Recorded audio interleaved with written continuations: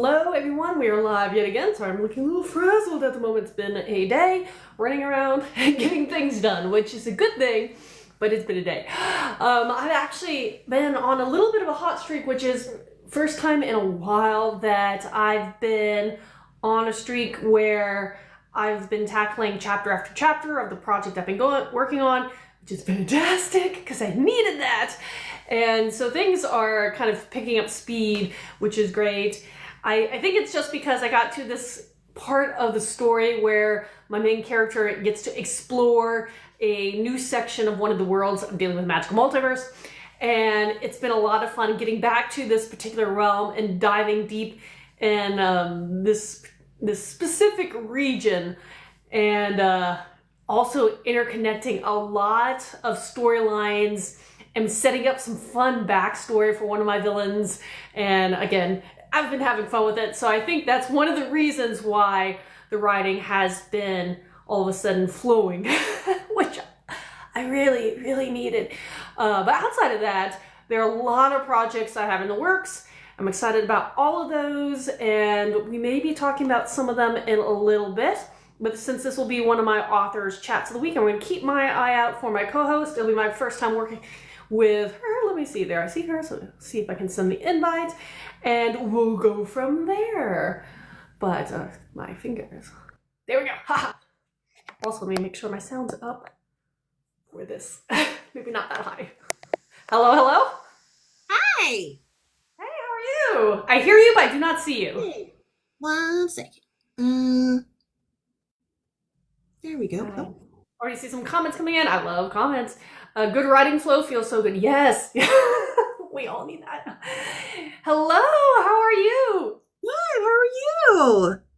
Great. Thank you so much for coming and kind of co-hosting with me this evening, and so we can talk about books and writing and all the fun stuff. Yes, happy to be here. Happy to be here. It's a good way to break up the week because it's been a week. Yes. I was just saying that too.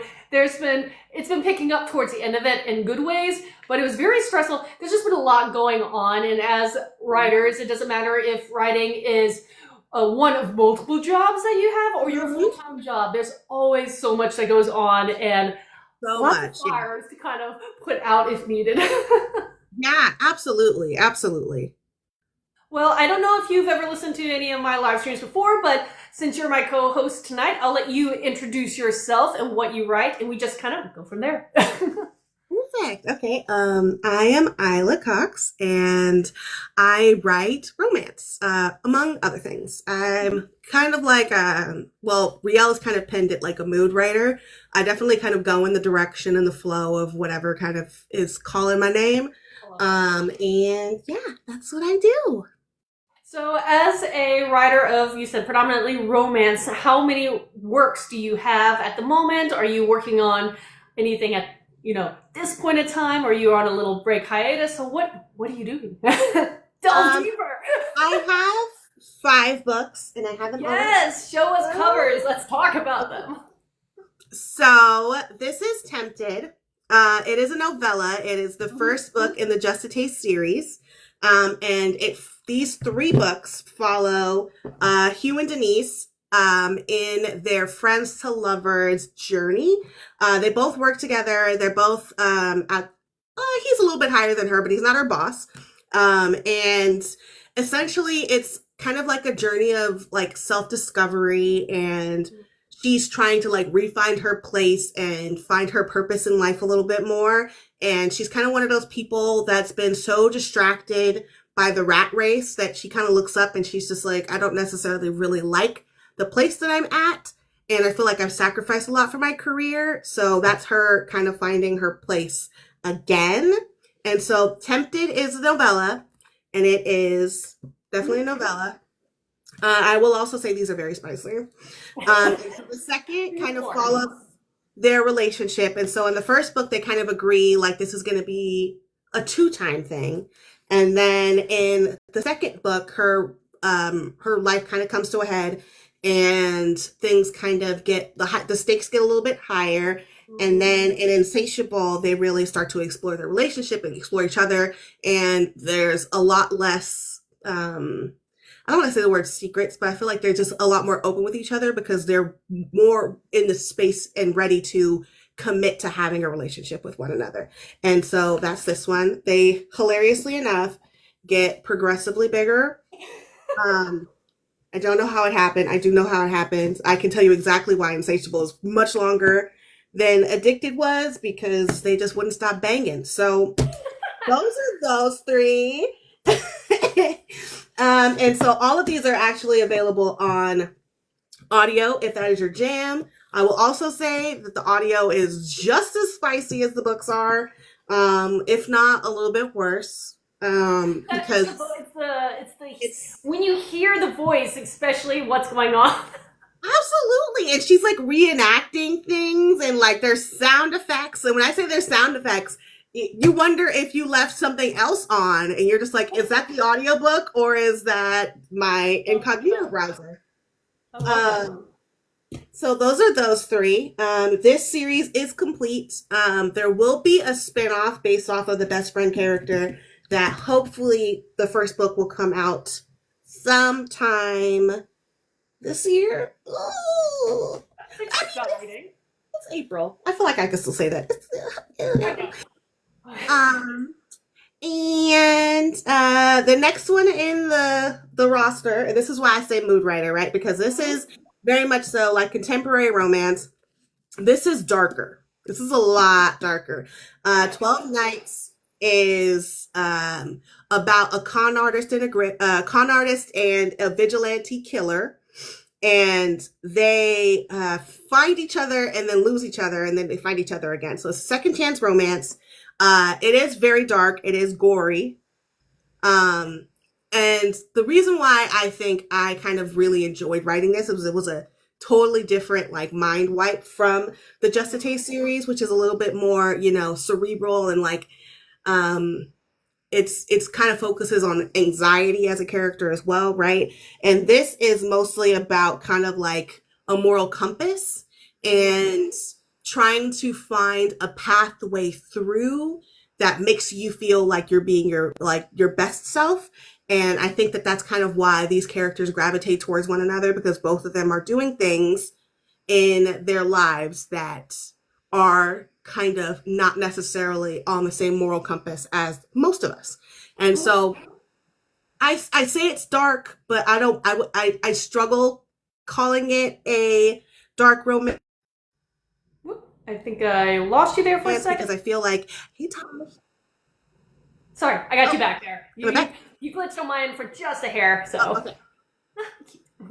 Oh, always like this on here. And so 12 Nights is a little bit darker. It's a little bit grayer. I hesitate to call it a dark romance because I feel like some of the traditional tropes that are in a dark romance, specifically, my biggest gripe, I think, is that in dark romances, I find that there are like morally gray / questionable things that the MMC will do to the FMC. And that doesn't happen in this. Like, he's all about her. Like, everything is about her. Like, he's not, there's not like, he's not derogatory towards her. And she's at the center of his universe, even though she doesn't realize she's at the center of his universe. So that's that one, and it's based in Christmas time, but it's not super Christmassy. It's set in London, where I lived, so I feel like it's pretty authentic. And then this is my newest one. This one came out in February. I was looking at it. I've been watching you post the cover on that one. Yeah, I love this cover. It's so cute.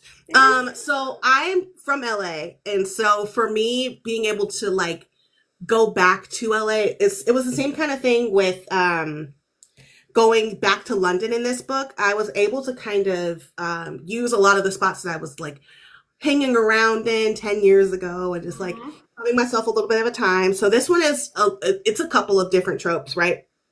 So this one is also friends to lovers. It is a slow burn, and it's fake dating. And so Kasha, frankly, just like she crashes out. She loses her mind when she finds out that her old boss was sleeping with her boyfriend the whole time, and she kind of confronts them on a red carpet. And she has to deal with the aftermath of her decision, not only for her career, but also becoming like a meme. And so every time around Valentine's Day, her meme kind of circulates of her like losing her shit on the red carpet. And so she gets this opportunity to kind of rebrand herself. But even though it's been years, she still hasn't really done the work to rebrand, like to change. And so she enlists her friend to help her kind of fake it till she makes it. And so that's what this is about. And it's like really adorable and very fluffy. And it's, I do see comments saying it's sweet and kind and swoony. they're so adorable. Like, they're so adorable. And I think the reason why I really like Malik is that he is there for her from the beginning, right? Like, he tells her, like, you maybe don't want to lose your whole ass shit on the red carpet. Like, I don't know if that's ideal. I don't know if that's smart. And then she does it anyways, but he's still there. Like, he's not like, oh, that's really stupid. I'm gonna bounce, right? Because once the pressure was on her, all of her friends' circle disappeared. And so for him, he was just kind of like, well, you made a really bad decision, but like, I'm still your friend regardless at the end of the day. And I think that kind of commitment is why I really love Friends to Lovers so much, and how it moves me as a reader and as a writer. And I think I love these comments saying he's a tattooed teddy bear. That's great. He really is. He's one of those people where you look at him, you're like, oh, you look intimidating, but then he starts to talk, you're like, oh, he's so sweet. He's so nice. I love that. And the fun thing talking to you is the fact that I know from my own experience, I write second world fantasy, but each series is very different. So I understand. Again, as you were saying, calling it a mood writer in that experience, but it is kind of fun because when you write widely, you are able to potentially reach a wide range of people, each one trying to seek some connectivity with the story. So be it the tattooed teddy bear, or maybe your dark romance-ish category, or the other story of pretty much your series, the 3 with the novella you were talking about. It was interesting because the way you described each book kind of expresses a lot of people's relationships as they get to know each other, they develop trust, and maybe like some people have like the flings into something a little more serious, and then you have to get over the ability to, open up to someone, which is really hard for a lot of people. And so that's relatable for a wide range, but sometimes it's also fun to niche down or express different facets of romance. Definitely. And I think, even if you were to stick to a specific genre, right? At the end of the day, the relationships that you're building, the plot that you're creating, the world that you are describing, like, that's really like the meat and the potatoes of it. Like, you can throw any particular genre on top of it, but I feel like as long as you have like that specific, as long as you get down that formula in the middle, then you're really good. Because hilariously enough, when I got my MFA, I wrote a fantasy, like an urban fantasy novel. So my urban fantasy novel is over there waiting for me to touch it. And the reason why I kind of gravitated a little bit more towards romance is as I was kind of figuring out what direction I wanted to go in and like what I wanted to pick up, I recalled a moment in my career where I was in this room with people who were filthy fucking rich, like just like stupid money. And it was literally like being in like a fever dream. It was like being on a different planet. And I was just like, this is so strange. These people are so weird. And all of their drives were the same, right? Like, I want this food. I want this thing. I want this thing. Like, oh, that decoration with all those teddy bears, that's really cute. I'm going to take that teddy bear home with me. And so there's just so many different like things that people kind of do, but it's also kind of, it kind of affects the whole entire spectrum, right? And so when I was looking through my files and I saw this novella that ended up being Tempted, right? So this like little piece of a scene that I had started after I'd gone to that party, I was just like, as much as I love the idea of world building and like creating something new and different, like for a lot of people like me, being in that room was different being in that room necessitated a need to create something different. Because if you've never been in that room before, it's going to sound crazy. It's going to sound outrageous. But like when you're in the moment, you're just like, oh, this is nuts.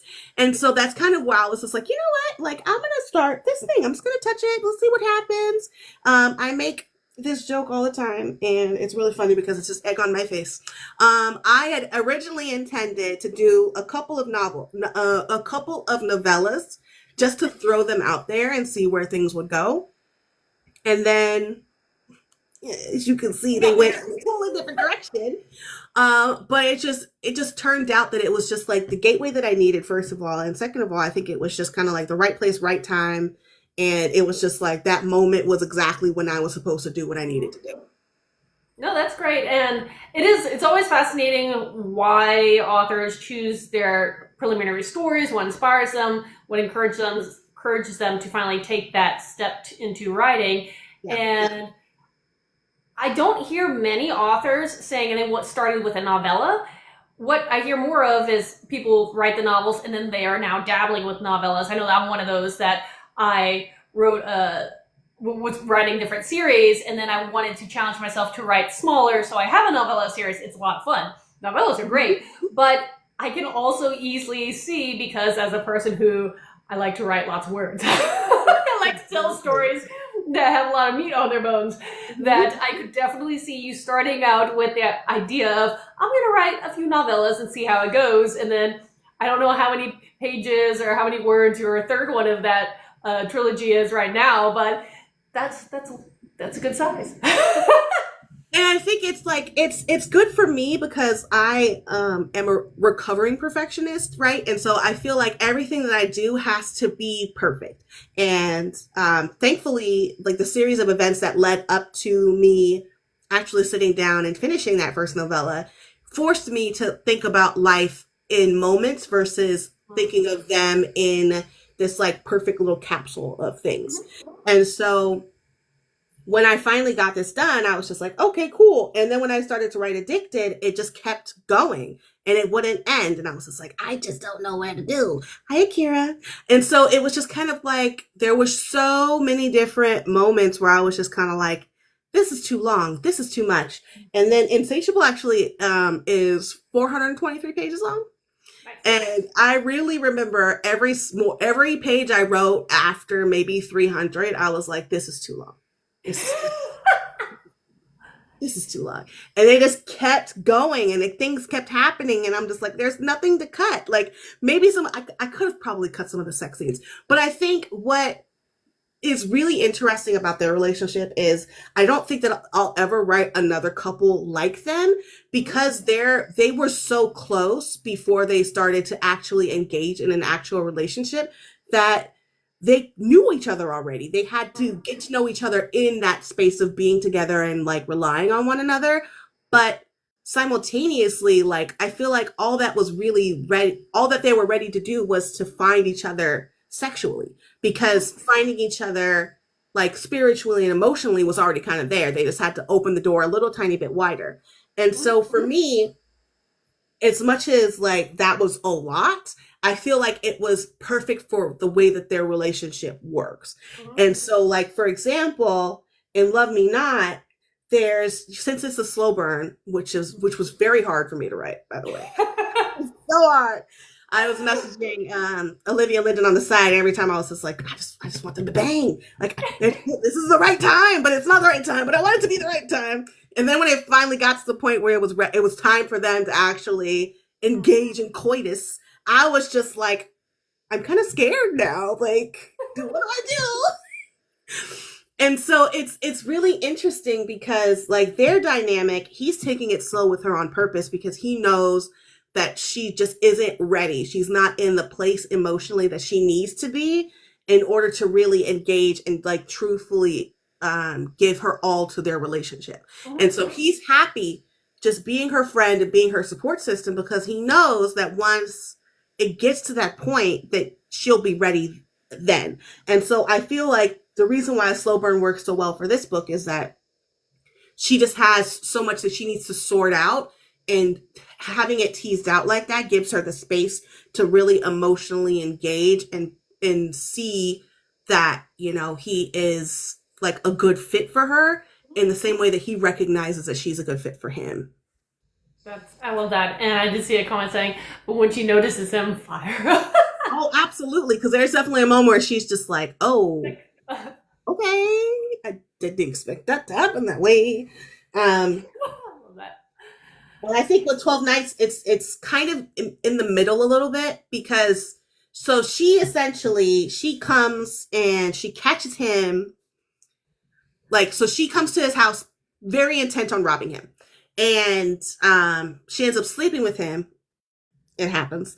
And then as she comes looking for him afterwards, then she walks in on him like literally pulling someone's intestines out and like wrapping them around the dude's neck. And she's just like, oh, I'm gonna leave. Yeah. So she runs. Like, Yeah. oh, this doesn't seem like it's for me. So she runs and he finds her at the airport. And he's like, you're gonna come find me. And like, when you're ready to come find me, here's my number. Right. And so it's interesting because she always had that connection to him and she was just very much so in denial. And then when, you know, need necessitates her to return to London and like kind of like find a couple of things and do this stuff, that's when she gives herself the moment to actually ask herself like, okay, am I capable of just like hopefully just burning through whatever this is that we have going on and then leaving again? Because she only saw what she saw. She didn't really know. She didn't get the context. She didn't really understand why and how, and she didn't ask any questions. She just left. And so he wants to answer those questions for her, and she just wants to get him out of her system.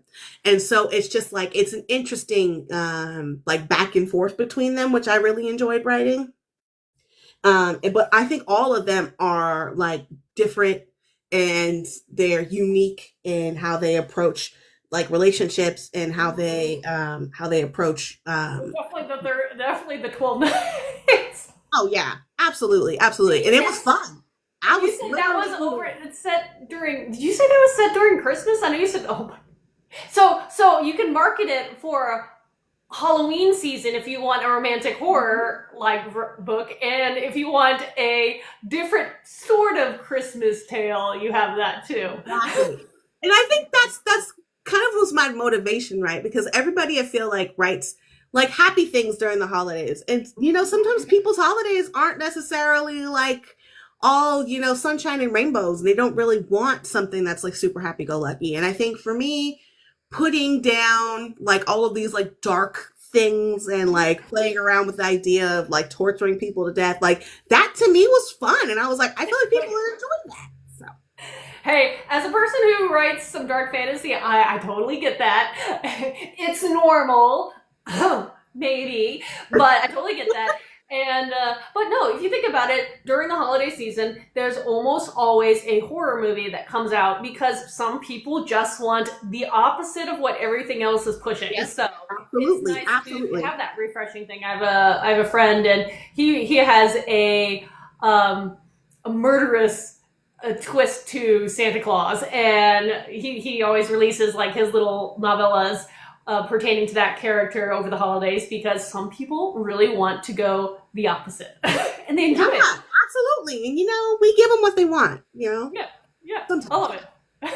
So you also mentioned at the beginning that you may have another release in a year. So that's impressive for if you're trying to aim for 2 a year, because not all authors are able to do that. So congratulations if you are successful in that. May we know what that one's about yet? So I actually did, so Love Me Not came out in February. I have a release coming up in June. I'm pretty sure it's the end of June. And that's the sports romance I'm actively editing right now. Nice. And then the spinoff for the Just a Taste series will hopefully be out by the end of the year. So I'm aiming for like a silly human that I am. I'm aiming for 4. We'll see if I get 4. Hey, love it. So I think last year I had 3. Yeah, last year I had 3. So this year I'm hoping that I can get to 4, even though I have a day job and my day job is much more than me. It's extremely impressive. And kudos to you, because I'm full-time author slash artist, and for a number of years I've released 5 works, so 4 novellas and a full length, but that's kind of like 2 books. So if you really think about it, it's like, so, you know, for people who are motivated, novellas are their own stories. like, huh? Sorry, what? Novellas they're definitely their own stories. I feel like those count separate ones. Well, thank you. Well, marketing, that counts separately. That's for sure. That's for sure. But no, that's really neat. So for someone who is both an author and someone else who has another job, you know, day job, night job, whatever, you have multiple jobs, because being an author is a full-time. Yeah, it really is. You don't get paid for full-time money yet. It is a full-time job. So how do you balance your daytime work life versus whenever you're able to write? So I my job is a little bit more unique, that I work East hours. So I usually start working at 6:37 and I'm done by like 3. And so what that kind of gives me is a space to really create at night, which is when I feel like I'm the most creative. Like, kudos to anybody who can be really, really productive in the early hours of the morning, because that is not me. That is not I can't function. Like, it's bad enough that I have meetings at 7 o'clock. I'm just like, I don't even know what day it is. Like, let me get coffee. Let me breathe for a minute. So after about maybe 3:30, I'm usually just kind of like hopefully answering emails, and then just kind of going through social media channels to see if there was anything I missed that I didn't catch throughout the day. And then sometimes I'll write for a little bit, and then I'll go have dinner at 5, and then I come back and I'm writing until usually around 10 o'clock. And if I'm not writing, then I'm sitting here with my document open doing other things, because I find that the motion of going to the couch is nice, right? Like, being able to go to the couch, have dinner, be in the living room, whatever, like, it's great. But I find that the motivation that I have from going from one room to the other can be really, really low.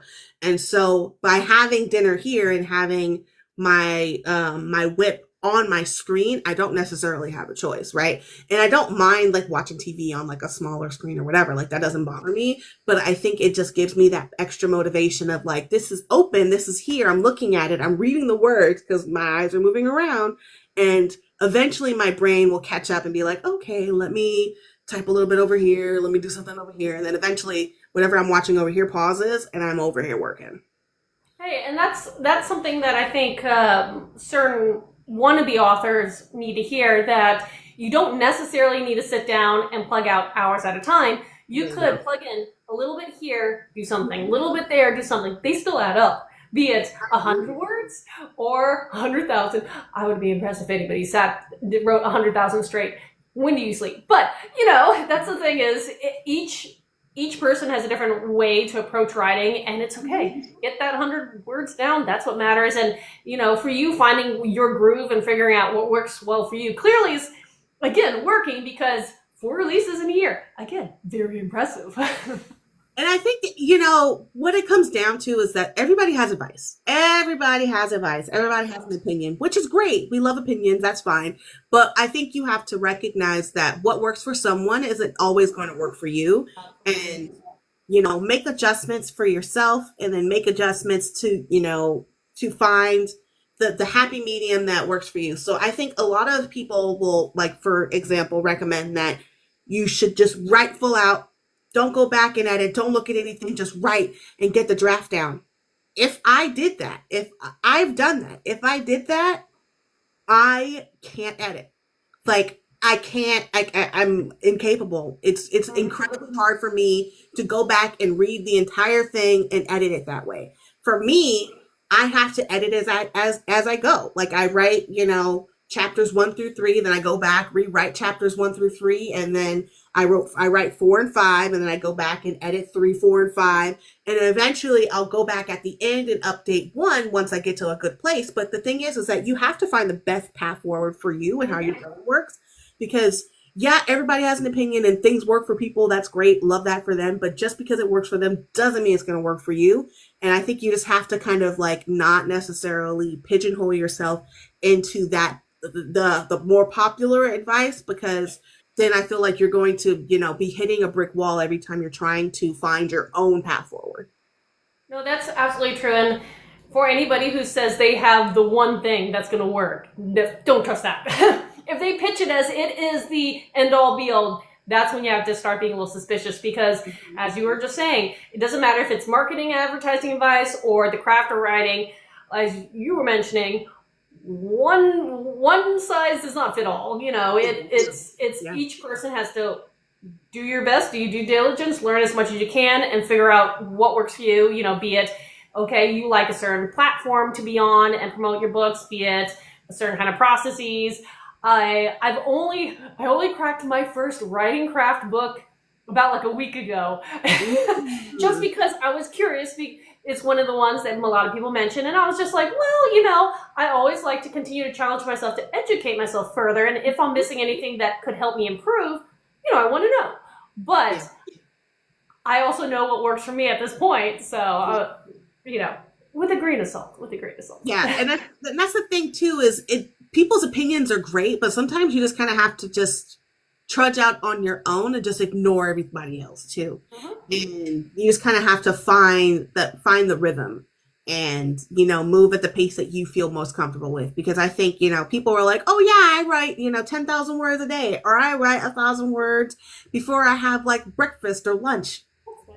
I would starve if I said I'm just going to wait until I write 1,000 words, because putting like that kind of restriction on my brain, I'm going to find everything that I can do not to work. That's what I'm saying. Like for me, like a little bit here and there, a little bit here and there. And then eventually once it gets to the point where it needs to, I lock in. And so it's just, you have to try a couple of different things until you find the right thing. And I discovered that what works necessarily for one writing project doesn't necessarily work for another one, which is annoying, because there's definitely certain stories that I know going in, I can write them really quickly, I can knock them out, that's great. But some of my longer series, in part that's because they're far along in the series and there's so much going on and so many things I'm trying to tie up, it gets stressful and frustrating and I get bogged down, and it's just not as easy doing the same approach. So I have to come up with different ways to change, adjust in order to get through the hard part. Absolutely. And I think especially with fantasy in particular, that's part of the reason why that book has sat there for so long, is there's just so many different moving pieces. There are so many different creatures. The world is so different, and it's just like a mix of like cultures. And so it's just like, it's so hard for me to just be like, oh, I'm just going to pop in here and do a couple of things, because there's just too much. It's very overwhelming.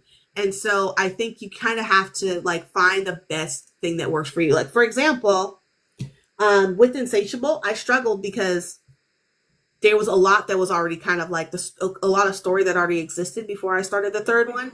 But I also wrote myself into a corner on purpose. And so as I was trying to write myself out of the corner, I'm like, okay, I have to pick up this plot thread that I left, and then this one, and then this one. And then, like the genius that I am, I actually set up the spinoff in the middle of Insatiable. And so now I have to layer all of that story on top of the other story that I wrote. And I'm like, that was smart. That was a smart thing. And so that's part of the reason why I haven't really touched it. And also because there's going to be 3 perspectives. And so I'm just like, this is going to be a lot. But I am ready for the challenge. That is where I'm at. I like that. Yeah, all my series that I've released so far have been single POVs. I'm comfortable with that. They're third person. I'm comfortable with that. And I know that's about to change, because I've definitely written things that are at different stages behind the scenes that are going to have multiple POVs, starting with 3, and then I have another one that's going to be a lot more. And so it's one of those things, is it's fun to challenge yourself to get out of your comfort zone, but there is a little bit of that stress because you're getting out. Absolutely. Absolutely. But let me ask you, how fun was it being able to use some of the locations where you lived? You said London, and you said because you're in California, and being able to incorporate that in your stories. Again, second world author here, so I don't really get that chance. So it's just fun to hear. So It's so fun. It's so fun. And it's so like rewarding too. So when I was in the city, so I live in the Bay, and I was in San Francisco on Saturday to go to a Johnny Slim show. And so like I'm walking through San Francisco, and I'm seeing all these buildings that I haven't seen in a little bit because it's been a minute since I've been in the city. But I'm just like, yeah, Denise, this is the street that Denise walked down when she was going to, Fox Ventures, which is like a fake Salesforce tower. If anybody cares, it's a cute little, um, and so like it's just so crazy to like be in the same places that I'm writing the books in, and it's like such a unique experience. And I think from the flip side, being able to like revisit the places that you've lived and you've gone, and like put yourself back into that spot of like walking past like the Tate Modern on the West Bank, and doing this and doing that. Like it's so different because it not only makes it makes you take a minute to pause and think about how far you've come and where you've come and like all the things that you've done, but also you are like, okay, I remember how it smelled, I remember how it felt, like I remember how cold it was that day. And it's so interesting, like the things that your brain can recall once you give it a second to like actually sit in those memories, which I think is really fun. And so for me, being able to like go back to London and like think about how it felt walking around when it was like cold as shit, because it was like one day it was like 19 degrees. And I was like, I am not built for this. I'm not built for this at all. I'm a Southern California girl at heart. Like I can't. um, and then same thing for like San Francisco, like being able to describe, the fog, because if you've ever been in San Francisco, you know that the fog has a name. The fog is named Carl.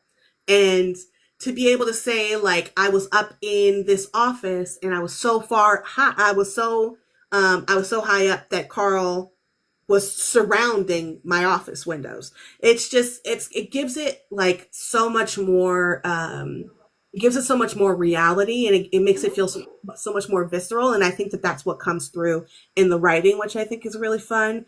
And like, I tend to lean a little bit more poetic when I'm describing things. And so it just gives me a lot more space to work with and a lot more space to be creative, because I felt all of these things. I've been in all these places. What I feel like, if you haven't done, which maybe you have, you should go and next time you visit, take a copy of your books and then take pictures of them at those locations, and then you can use them as a slideshow, put a little quote of like the location, and then be like, Absolutely. So hilariously enough, I'm probably gonna go to Config, and if I don't know if anybody is from the city, but Config takes place at Moscone Center, and that's right next to the museums that Hugh and Denise go to. So I'm literally walking right past them. So absolutely it's gonna happen. I love it. I was gonna say it's that perfect thing when the other year my husband and I had our belated honeymoon, and since I write Viking fantasy and we were touring some sites that were Viking related sites, I printed out, because we're traveling, a little paper kind of like flat Stanley cutout of my book cover, and was carrying them around, taking pictures of like locations that either resembled aspects of my books, and it was a lot of fun. So for anybody, I advise that. Even if you can't bring your whole book, take little things so you can, delight little travel and do something like that. That's a lot of fun. I love that. Yes, I'm definitely gonna do that. Good. You never know. Sometimes just that visual could catch someone's attention, and you get more readers that way. Because I do believe that, especially people who write within Earth, be it urban fantasy, be it modern day contemporary romance, whatever it is, it sometimes just gives you like a chuckle, that little tickle, if you're reading about a location that you've been to or you lived in, and you have, again, that layer of connectivity to a place. So I think that's great. Absolutely. Yeah. So let me ask you, since this hour is starting to speed on by, okay, let me try to get some of my questions that I always like to ask people, just because if this platform is nice, which most of the time it is, I've had a few glitches, I'll try to repurpose this on my YouTube channel and put all your content below for people who want to come back, find you, or hopefully discover you going forward. But for now, you mentioned a little bit earlier, but where can people buy your books? Are you wide? Do you sell direct? And in what formats are they? And also, yeah, what formats are they available? So, I am wide on the Just a Taste series. So the Just a Taste series can be found anywhere that books are sold. And digitally, I am on Google and I'm also on Barnes and Noble. I'm going to be changing that, hopefully getting a little bit more wide. And then these also have audiobooks attached to them by the very talented Jackie F. Lynn. So those can be found on Audible. And for 12 Nights and for Love Me Not, both of these are in Kindle Unlimited, so they're not wide just yet. But all of these paperbacks are available on my website. They are available on TikTok, in my TikTok shop. And yeah, I think that's everything. I love that. And yes, if anybody who listening and does not know, one of the best ways to support an author is buying direct or through something like the TikTok shop, because it's unfortunate when we use middleman platforms like Amazon or any of the others, the cuts that they take, it does eat into all that effort. It's sometimes very sad when you make pennies on a book. Cries. So, throwing out there, if you are able to afford to buy direct from an author, plus sometimes they come signed. You know, we all love signed copies. They come signed, they come with goodies sometimes. Well, honestly, most of the time, especially if you buy direct from me on my website, shipping is free. So it's just kind of like, why not? I love it. And yeah, that's something that I've been making the effort over the last little while. It's taken me a while because I had no idea what I was doing to move everything wide. And so I've been staging it, and like I had my own website. I do have a TikTok shop, though I never can figure out how to promote it correctly on here, which is funny because anytime someone buys, they go directly to my website, which is fine. I'll take that. But since then, I've moved most of my all my ebooks and most of my audio wide, and I just now have to decide if I want to do that with physical copies. I keep going back and forth. I don't know. Yeah, I mean, it's difficult, but I think the biggest thing you have to remember is you move at the pace that you want to move at. And I think that goes back to what we were saying earlier. It's like, it's nice when people have, ways that they function and the things that they can do, and they have the Patreons and they have the website, and then they are like on live 24/7. And like, I think that a lot of us sometimes will feel pressure to meet everybody else where they're at. But I think that we have to remember, like, we're all on different journeys, and yes, that might work for them, but that doesn't mean that it's going to be successful for you. And so it's like, if you're in TikTok shop, maybe don't throw all of the books in there. Maybe just throw in one. Or maybe if you want like merch and you want to create a box, you don't have to go out and spend thousands of dollars to invest in creating book boxes. You can start small. Like, I have candles, I have bookmarks. There's probably some other stuff in there that I can't remember right now, but there's just like, it's small things. Oh, the stickers. It's small things that you can just kind of like add to at the end of it. You don't have to have this perfect, big, huge thing ready and willing to just go out there at the very beginning. And that's kind of something, frankly, I've learned in therapy, is to like not think about it as this like all or nothing big conglomerate thing in your brain. It's more just like, what do I have the energy for? What can I do right now? What can I do with what resources I have, and move forward that way? And then as time goes on, you can always add to it. You can always make things better. But the biggest thing and the biggest hurdle for me is just actually doing the thing and then going forward. Yes, it's good to, start in a reasonable pace. Start with this, smaller things. Not to say that's where you're going to stop, but you don't have to be, as you said, on all the platforms. Don't do what I do, because I have major FOMO, so I try to be everywhere. Don't do that. Don't do that. Find what you're comfortable with, stick with it, master it, and then maybe expand if you're ready and if you want to. Don't do what I do. But I see it both ways, because Oh, absolutely. The FOMO is so tough. It's so tough, especially when, like for the longest time, I was not on Threads, and I was hearing people, did you see the thing that happened on Threads? Did you see this? Did you see this? Oh, this was really cool. And I'm like, okay, fine, I'll do it. And I'm just like, it's another thing that I have to keep track of. But I think it's just like, you have to know yourself enough to say, okay, so if I spin up another social media platform, that means that instead of spending, 2 hours a day on TikTok, I'll spend an hour and a half on TikTok and then a half an hour on Threads. Like, don't think that you have to like spend and dedicate an enormous amount of time to everything, because you really will burn yourself out. And that's not going to do you or anybody else any good. I repurpose things all the time. It's just like, if I take the energy, on TikTok and make videos here, I download them and I post them elsewhere. If I'm taking time to create, still images on something like Pinterest or Instagram, I take them and share them around to some of the other ones that, Absolutely. Absolutely. And I think what we kind of have to remember too is that just because you posted it once doesn't mean that a bunch of people saw it. So if, for example, 650-ish people see one post, right? Great, fantastic, love it, we're about it. In 3 or 4 weeks, they are not going to remember that they saw that thing 3 or 4 weeks ago. It's okay to repost and jigger a little bit to make it a little bit different. But I think it's like, we don't have to like scrape our brains creatively to come up with all of this stuff when we've already got like a whole platform full of stuff that we can repurpose. And I think that is beneficial, because if we get into this mindset of everything that I post has to be creative, has to be brand new, then where are we going to give ourselves the space to be creative, to write the books, to do all the things that we need to do for the actual stuff that people are reading?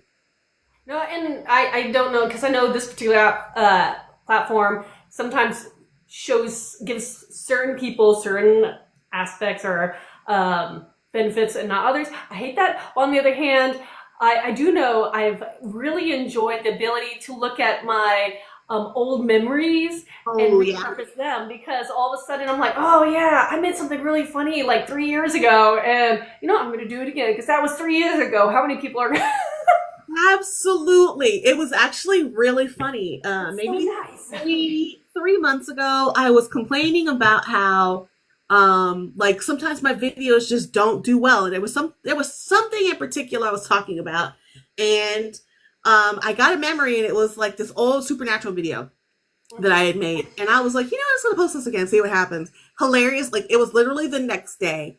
That video blew up, like, more than I expected to. And I was just like, I'd already posted this, but okay. Like, if you like it, you like it. And it was just kind of like egg on my face. Like, you can't really predict what direction videos are going to go in sometimes. As much as you like have all these thoughts, like, just because you sunk all this time and effort into like creating this funny thing doesn't necessarily mean that it's wasted time if nobody sees it, because you can always reuse it. Hey, I know a couple authors who live by that, and you'll see for like 3 days, like 4 or 5 times a day, the same post. Maybe the music's different, but it's even a lot of times the same wording, and it's repeated, and there would be like, a low number, and then all of a sudden a huge trending, and another maybe moderate size, and another huge spike. And it's because the algorithm, there's always going to be pushing you to new people on here. And of course, here's some of your tried and trues. And the thing is, there's always potentially going to be new eyes on it. So repurpose. I love it. I love it. Let me also ask, actually, on this topic of where people hang out, where can people find and follow you outside of Book Talk? You mentioned you had a website. Do you have a newsletter? You said you were on Threads, but where are you? Where can people find you? So I am on Facebook. I am on Threads, Instagram, and Blue Sky. I don't use it super often. I have my website, and there is a newsletter that you can join. I also have an ARC list. And an ALC list for when I inevitably put these other 2 books on audio. And then, but I honestly spend most of my time on TikTok. I love this the community. So, and it's interesting because I feel like this is kind of like where I was born and bred here. It's where I spend the most of my time. And like, it's a place where I feel the most comfortable to be myself. And I find that like on these other platforms, there's like this pressure, I think, to be a different version of myself, whether it's like a more polished version on Instagram or like the only funny part is like on Threads, and like I crack jokes. I crack jokes too.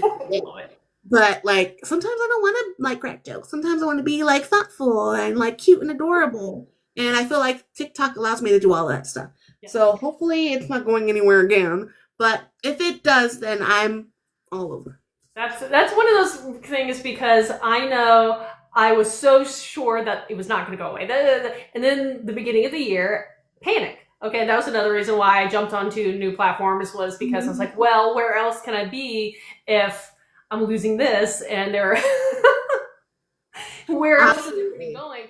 And yeah, it's. I do hope this stays around, because, like you said, it's the one place I feel the most comfortable, and I can be as diverse as I want, and real as I want, and I can still create some polished stuff, but I can be filter on, filter off, just be like you. Absolutely. Just having that space and that that ability to be the real version of yourself, that my hair's not done, I don't have any makeup on, like I don't even feel like putting a bra on today. Like that version of yourself is accepted here. Whereas if you're on Instagram and your titties are hanging and you look a little bit busted, like people are gonna judge you. But I feel like people don't judge you as much here. So, well, I do think this is a very open community, and we all understand that we're people. Exactly. People. We may be writers, we may be fun, we may be content creators, we may be just viewers, but we're people. Exactly. And I feel like, nope, I'm not going to say that. Never mind. It's fine. Fair enough. I love that. But, okay, I also want to know, one, you're a lot of fun to talk to. I also want to know, with all your series and all the characters that you developed, do you feel like any particular one resonates with you more than others, in the sense that one has a little bit maybe more of you as an author in it? Because I do feel like, personally, there's a lot of me in a variety of my characters, maybe not the same facets, but it's spread out, but none of the characters, obviously, well, with maybe one exception, none of them are really me. Outside of my alter ego from my childhood, that was specifically me, with powers. Love it. I feel like if there's one character that I feel like resonates with a past version of me, I would probably say Denise, because I myself suffer with anxiety. And I, had a moment of clarity where I had to kind of like a little bit of an existential crisis, and I had like to figure out my life and where I wanted to be and like all of these things, which kind of is the reason why I'm here today, right? And so I feel like if there's one character that I had to say resonates with like a past version of me, it would be Denise. If there was one that kind of resonates with the newer version of who I am, I'd probably say her best friend Cleo. Just because I feel like I have, this space to feel like I'm more comfortable in my skin and be this like silly, sarcastic, like over the top version of myself. And like I ping pong between the two all the time, but I feel like I sit a lot more in that different version of me today than I did before. And I think that's just because I feel like more aligned with where I'm at right now in life and all the things that I'm doing. And I just feel like my best, most comfortable self. Okay, here's a counter question. Which character may have been the hardest one to write because they're so opposite of you? Because I know I dealt with that, where I'm trying to get outside of my comfort headspace and think from a totally different point of view. And sometimes that's challenging. Sometimes it's fun, but it can be challenging.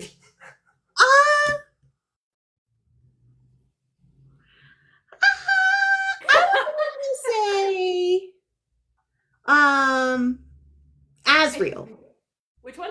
So Asriel is the MMC in 12 Nights. He is a lord, so his father is British and his mother is Senegalese. And so I feel like that was the most out of my comfort zone that I've been, specifically because like dual POV was something that I didn't really start until last year. And so putting myself into like a man's brain was I want to say it was a struggle, but it was different. And then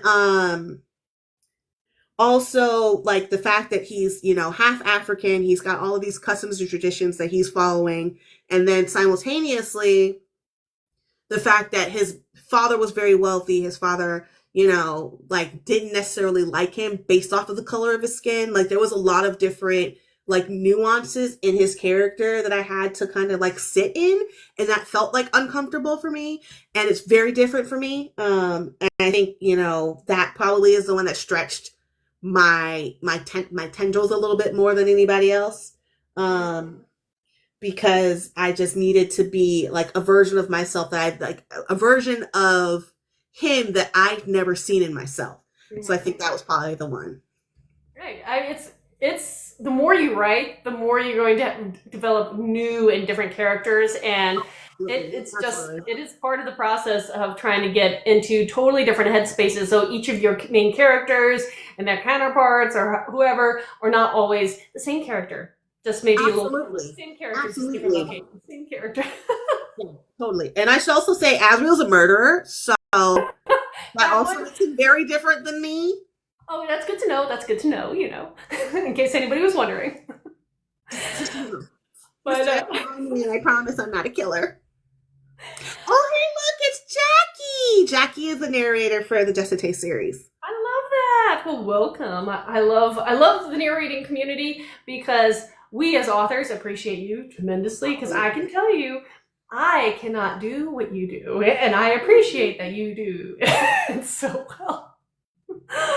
But since we're almost at the end of the hour, this is that perfect time for anybody who's listening as well as you. Is there any questions that you had that you wanted to ask that you didn't get a chance to, or topics you wanted to cover that we haven't covered so far? This is that time. I think we talked about a lot. Do you guys have any questions? Or do you have any announcements of like events that you may or may not be doing in the near future? So that's another one. Okay. So I am going to be in Georgia at the Black Romance Book Festival. I will be on 2 panels, and I will be signing on both days. So you'll be able to find me there. When is that? That is May 30th to June 1st. Okay, because I am in Georgia, so I'm gonna know. And that is going to be really fun. Olivia Linden's on one of the panels with me. I'm very excited. Ooh. So one of them is about like building believable relationships, I believe, like making relationships come to life, and the other one is all about building like erotic scenes and making them realistic. Nice.